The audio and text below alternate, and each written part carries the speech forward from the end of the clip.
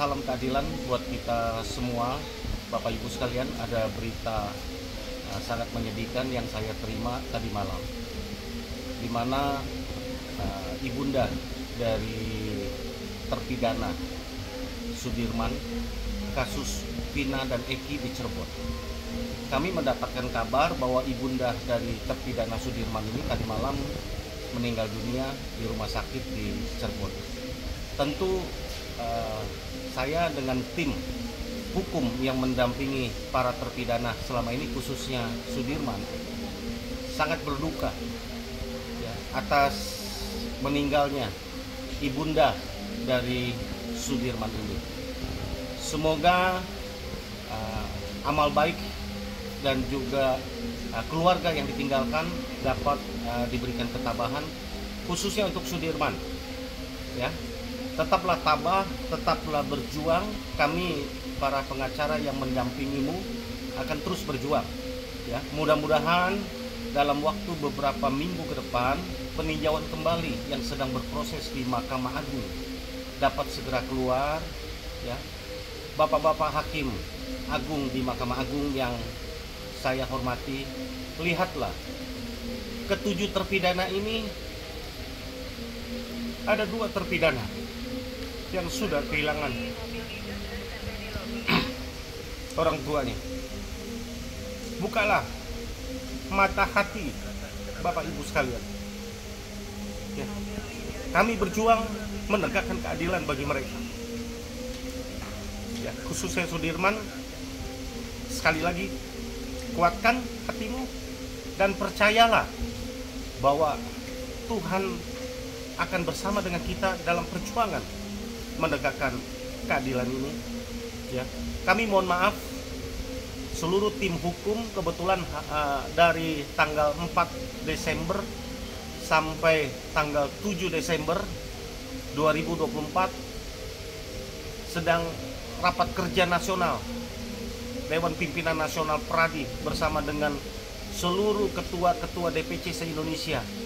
Kami ada di Bali dan kebanyakan tim hukum yang mendampingi ada di Bali, tetapi kami sudah mengirimkan tim untuk mendampingi Sudirman yang pada pagi hari ini, yang dari tadi malam kami sudah urus persyaratan untuk keluar dari lembaga pemasyarakatan di Kesambi Cirebon, supaya pada pagi hari ini tanggal 6 Desember 2024 Sudirman dapat mengikuti pemakaman ibunda ya.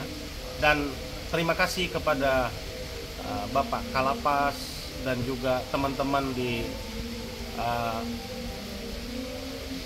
namanya lembaga pemasyarakatan yang sudah membantu, LPSK yang sudah membantu proses ya untuk Sudirman supaya dapat mengikuti ini. Dan terutama terima kasih atas perhatian dari Bapak Wamenko Hukum, HAM dan Imigrasi dan Pemasyarakatan, Bapak Profesor Dr. Otto Hasibuan, yang juga turut memberikan perhatian terhadap terpidana Sudirman ini. Semoga bapak-bapak sekalian diberikan kesehatan, diberikan kesabaran, diberikan dalam mengelola negara ini untuk lebih baik lagi ya. Sekali lagi saya tentu berharap ya, terkait dengan perkembangan kasus hukum yang berjalan, Bapak Ibu sekalian, dapat saya sampaikan kemarin di Bareskrim Mabes Polri telah diadakan pemeriksaan terhadap saksi Purnomo, di mana kita tahu Purnomo ini adalah saksi yang melihat bahwa peristiwa itu adalah bukan pembunuhan. Mereka ini bukan pembunuh, mereka ini dijebak, mereka ini tidak tahu apa-apa, mereka dihukum dan hukuman mereka seumur hidup dan tidak akan pernah keluar dari lapas, tidak akan pernah keluar dari penjara ya. Kami terpanggil untuk membela mereka bahwa ternyata peristiwa ini adalah peristiwa kecelakaan dan Purnomo adalah salah satu saksi yang melihat bersama dengan bapaknya yang bernama Pak Ismail ya. Bapak-bapak di Bareskrim Mabes Polri bantu cepat dengan laporan-laporan polisi yang sedang kami laporkan ya, supaya cepat untuk diungkap kebenaran ini ya. Ada 3 laporan kami terhadap Pak Pasren Kavi, kepada Bapak Rudiana, Ibtu Rudiana, kepada juga yang lain ya, kami mohon untuk segera diproses ya. AIP ya, tentunya LP kami kepada AIP juga tolong diproses ya, dengan demikian keadilan ini didapatkan mereka ya. Kita lihat bahwa para terpidana ini begitu menderita di dalam, dan terutama dengan berita duka yang sedang dialami oleh terpidana Sudirman. Semoga keadilan ini masih ada di Indonesia, dan Sudirman tetaplah engkau sabar, dan Tuhan akan beserta dengan engkau. Salam keadilan. Oh ya, namanya Pak Ismail. Kebetulan Pak Ismail juga sudah diperiksa ya Bu Ama ya, sudah diperiksa oleh Barreskrim Mabes Polri. Sebenarnya sejauh mana sih dari kesaksian Pak Purnomo yang sekaligus melengkapi kesaksian Pak Ismail dalam membuat terang perkara dari almarhum Eki dan almarhumah Vina ini di Cirebon ini, sejauh mana peran kesaksiannya? Kalau untuk keterangannya sih hanya sebatas melihat adanya dugaan kecelakaan di jembatan, yang mana Pak Purnomo ini pulang dari rumah pasangannya waktu itu yang akan dilamar oleh Pak Purnomo, yang secara tidak sengaja karena sempat nyasar, kemudian lewatlah jembatan itu tanpa disengaja. Kemudian dari arah berlawanan ada motor ya, berapa motor?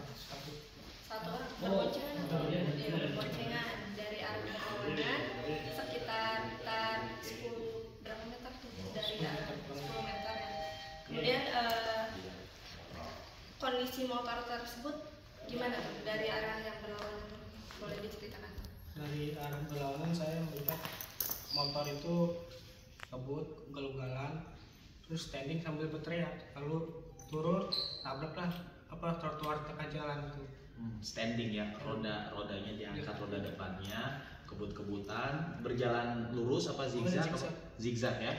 Dan waktu itu menyaksikan benar-benar detik dari mereka masih standing sampai jatuh. Iya. Nah, waktu itu ingat nggak jatuhnya mentalnya dari korban yang diduga almarhum Eki dan almarhumah Vina ini seperti apa jatuhnya? Jatuhnya tengkurap dua-duanya. Dua-duanya tengkurap. Dan waktu itu Pak Purnomo, sepenglihatan dan sepengingatan Pak Purnomo, ada saksi lain nggak yang melihat waktu itu? Nggak ada Pak, cuma saya berdua doang.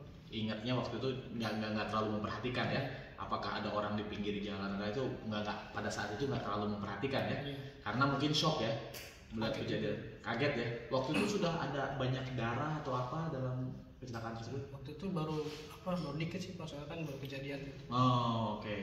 Nah ini Mbak Amai, saya juga dapat dengar pernah cerita dari Pak Ismail, Pak Purnomo sama Pak Ismail ini tidak berhenti, tidak sampai menolong korban-korban yang patut diduga sebagai saudara Eki dan saudara Vina ini.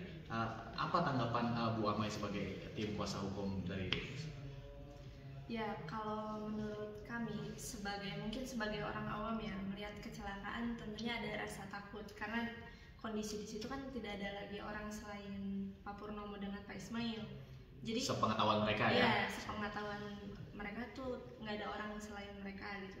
Jadi pada saat kejadian kecelakaan itu Pak Purnomo memang sempat berhenti untuk melihat kondisi dari korban kan. Sempat berhenti ya Pak Purnomo? Sebentar, menengok doang gitu. Nengok doang ya? Iya, karena mungkin ada rasa takut dalam dirinya, karena tidak ada saksi lain yang melihat kejadian itu. Akhirnya Pak Purnomo bersama dengan Pak Ismail melanjutkan perjalanan ke tempat peristirahatan. Oh begitu ya.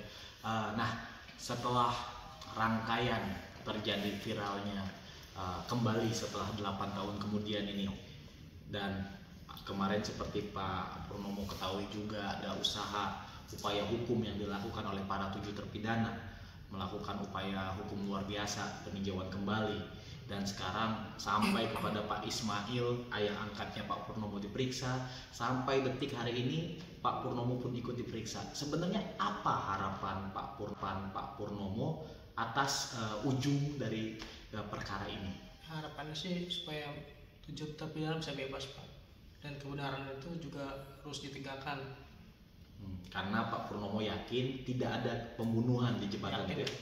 Yakin ya, karena waktu itu menyaksikan kecelakaan tunggal ya. Demikian saudara-saudara sedikit daripada apa yang terjadi dalam pemeriksaan saksi atas nama Pak Purnomo di Bareskrim Mabes Polri tanggal 5 Desember 2024 hari Kamis, yang diperiksa didampingi sekitar pukul 11:30 sampai jam 6 sore ya Bu Amaila ya. Semoga menjadi sebagian dari titik cerah cahaya mengungkap keadilan untuk para terpidana dalam kasus Vina Eki. Salam keadilan.